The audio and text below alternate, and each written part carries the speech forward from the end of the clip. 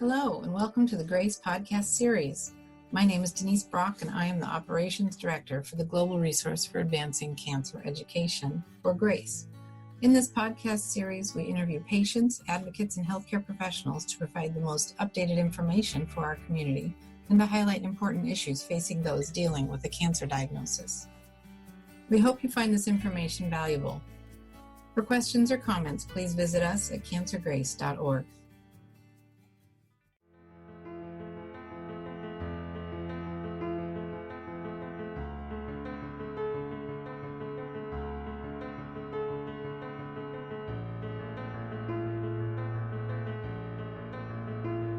Hi, I'm Dr. Jack West. I'm a medical oncologist and associate clinical professor at the City of Hope Comprehensive Cancer Center in the Los Angeles area. I'm also the founder and serve as president of GRACE, Global Resource for Advancing Cancer Education. Welcome to all of you, and I'm very happy to be joined today by two of my great colleagues who are also on the board of directors and longtime contributors to GRACE. I'll ask them just to introduce themselves and give a little background on where they're working, starting with my colleague, Jared. Hi, I'm Jared Weiss. I'm the thoracic oncologist and clinical trialist at UNC Lineberger Comprehensive Cancer Center, and it's a privilege as well to be a volunteer and vice president at GRACE. Excellent. And Ben Levy as well? I'm Ben Levy. I'm an associate professor at Johns Hopkins and the clinical director for the Johns Hopkins Sidney Kimmel Cancer Center, based out of Sibley Memorial Hospital in Washington, D.C. Like Jared, I'm a trialist and a thoracic oncologist, and I've been also privileged to be working for GRACE, and very privileged to be here working to discuss all things COVID for patients. Excellent. So we're going to actually start with a focus on telemedicine. And this is a concept, a platform that we usually think of for video.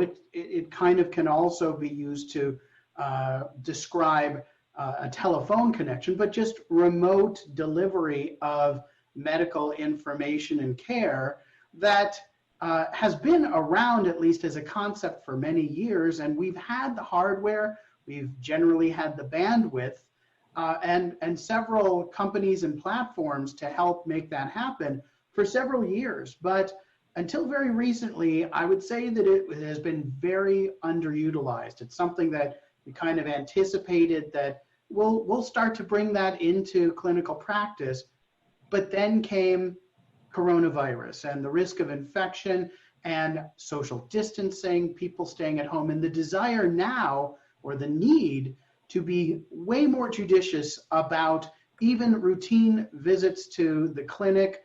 And it has forced us to step back and ask, does everybody who we have these visits with on a regular cadence of every few weeks or months really need to come in for a clinic visit on all of these occasions? And with that, we've seen the activation, the catalyzation of a rapid expansion of telemedicine happening really in real time. And at this point, I'm interested in input from both doctors Weiss and Levy about how they're actually using it at their centers, they and colleagues.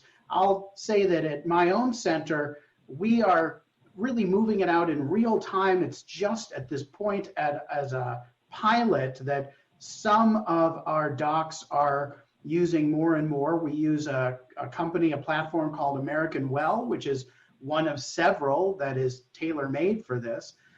But it's really a work in progress. And I think that we're going to have much more rapid adoption of this, not just by the core group of pilot pioneers in this, but broadly among our medical oncologists and maybe other physicians at City of Hope in the coming weeks to months. But I'm really interested in getting an idea of how it's being used or not used at your centers, folks.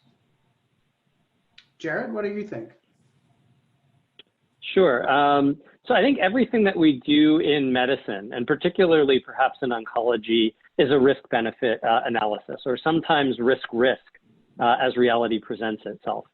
And for our patients and for us helping them to make decisions, we're faced with hard choices about the risk of COVID-19 versus the risk of cancer. And obviously not all of these choices will be made rationally, and not all of the time will there be one good choice. But in a way, if cancer is the rock and COVID-19 is the hard place, then virtual care, either through a telephone or video visit, is a good way for some patients to squeeze out between that figurative rock and the hard place. I personally feel quite strongly that when it's feasible, there's something intangible and huge to the human connection of an in-person meeting. But we're not in ideal circumstances right now. And even before COVID-19, not all patients had the resources to travel as much as would be optimal to optimize their care. I've learned through this experience in doing video and phone consults that much as I still value the in-person, for plenty of patients, particularly when that relationship is already established, I think a video visit can get you a lot of the way there. And I personally feel that while a phone call can be the best option for patients without a video, without the internet bandwidth or computer savviness to do a video visit, I will admit, quite frankly, I don't think it's been quite as good. But to finally come around to asking the question you actually asked me, as an academic, I'm obliged to take at least 5 minutes to do that. In my section, in the thoracic and head and neck section at UNC, our policy is that every visit that can be a virtual visit now should be. And in fact, I'm requiring all of my faculty to document in their note why they were able to provide better care in person if they choose to do so. And I'm auditing every single clinical note looking for those, because we think that the threat of COVID-19 is so large that it's an ethical, humane, and medical imperative to do virtually everything that can be done virtually. Now, obviously, there are some hard conversations where patient and doc may choose together that the risk-benefit favors in person. There are some issues where you need a physical assessment. Obviously, if you're doing a CAT scan or an infusion, you can't do that over the phone. But whenever we believe that care can be adequately delivered at home, that in the moment is our preferred option quite strictly. And Ben, how about at Hopkins and your whole network there? Yeah, very similar approach as to what Jared alluded to at UNC. I think that we are in a rock and a hard place, and we have to make tough decisions regarding our face-to-face encounters with patients. This has moved out very quickly across our enterprise. Similarly to UNC, I think that there has to be a justification in this climate to see a patient in a face-to-face fashion. Obviously, if patients are getting treated or patients have scans, that is a certain scenario. We'll see them face-to-face. But outside of that, we are really trying to make every effort to see patients virtually. And this has really been facilitated by our EMR and Epic. Epic has a really nice function within it that allows these telemedicine visits to happen as you're in the patient's chart. We can consent patients through this video visit by sending them an attachment that they can sign and send back to us if we're talking about treatment. But every effort, I think, is being made to limit patients coming to the hospital. I will say that something that Jared touched upon that I think is important. What I have found is that these video visits seem to not interrupt care for that established patient. We know those patients, we've met them face-to-face. There's been this patient-doctor connection that's happened in a physical space. And there's something I think that goes down very differently within the walls of a room versus the walls of a virtual space. But, for those patients, I think that's been harder, some challenges is in that initial consultation. And we at Hopkins are, again, really not justified in seeing initial consultations face-to-face at this time. We are doing a telemedicine visit as that initial consultation, even to discuss next steps as they relate to treatment, and even if it involves consenting a patient, which we will then send the consent form over the phone. So I think there is, maybe not the most ideal connection that we're trying to make with patients in these times, but certainly I think that we are in different times and a different climate right now, so we have to do that. So our policy is that every visit that with some exceptions, should be done virtually, either by video or by telephone. I will tell you that the video visits seem to generate more discussion and connection, obviously, than the telephone visit does.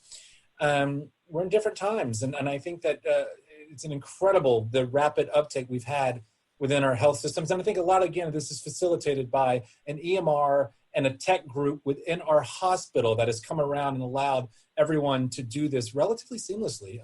The biggest pushback we've gotten more has been on the patient end. Patients are having a difficult time getting set up through MyChart Epic of getting this done. And now we've sent out videos on a how-to for the patient, which is making this a lot easier.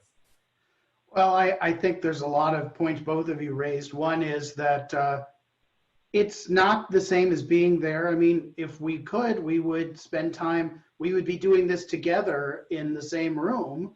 But the reality is that's not that feasible. I would, be able to, we would all want to hang out with each other and our families and friends, but we use FaceTime as something probably better than a phone call, but not as good as being in the same space together.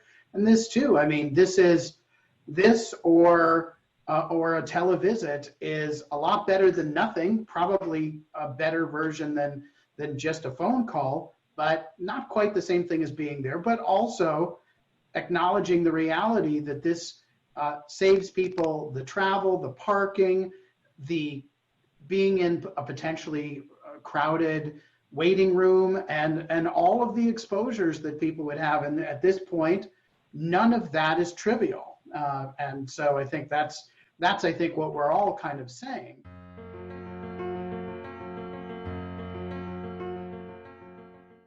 Thank you again for joining us. This podcast was made possible by the generosity of sponsorship from our friends at Lilly, Novartis, Takeda, AstraZeneca, and Exelixis. Please like and follow us on Facebook and Twitter. Send us feedback, share your story, donate, and visit us for more information at cancergrace.org. Thank you for listening.